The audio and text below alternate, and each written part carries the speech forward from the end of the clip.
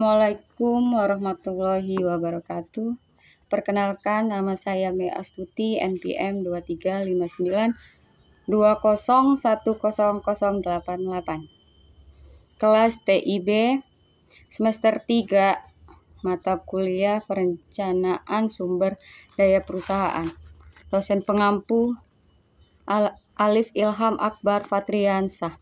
Saya akan menjelaskan tentang sistem sumber daya manusia dalam perusahaan efektif.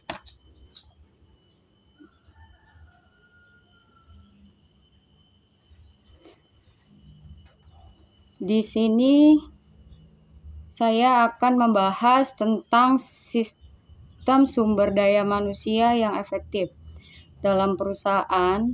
Sistem ini sangat penting untuk meningkatkan kinerja dan produktivitas karyawan, serta mencapai tujuan perusahaan. Kedua, definisi dan tujuan. Sistem sumber daya manusia adalah proses pengelolaan dan pengembangan karyawan untuk mencapai tujuan perusahaan. Tujuan utama sistem ini adalah meningkatkan kualitas, produktivitas, dan kepuasan karyawan, serta mengurangi risiko dan biaya. 3. Komponen sistem SDM. Sistem sumber daya manusia terdiri dari beberapa komponen, yaitu 1. Perencanaan SDM, analisis kebutuhan karyawan dan perencanaan strategis. 2. Perekrutmen dan seleksi, mencari dan memilih karyawan yang tepat. Ketiga, pengembangan dan pelatihan, meningkatkan kemampuan dan pengetahuan karyawan. Keempat, evaluasi kinerja, mengukur dan menilai kinerja karyawan. Kelima, pengajian dan manfaat, memberikan kompensasi yang adil dan layak. Keempat, manfaat sistem SDM. Sistem sumber daya manusia yang efektif dapat memberikan beberapa manfaat seperti 1. Meningkatkan produktivitas dan kualitas kerja. 2.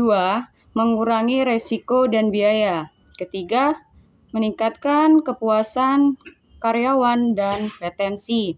Keempat, membantu mencapai tujuan perusahaan. Kelima, meningkatkan citra perusahaan. Kelima, implementasi sistem SDM. Untuk mengimplementasikan sistem sumber daya manusia yang efektif, perusahaan harus 1. Mengembangkan kebijakan dan prosedur SDM. 2. Membentuk tim SDM yang profesional. 3. Menggunakan teknologi informasi untuk mendukung proses SDM. Keempat, melakukan evaluasi dan perbaikan terus-menerus. Bagian ke-6, tantangan dan solusi.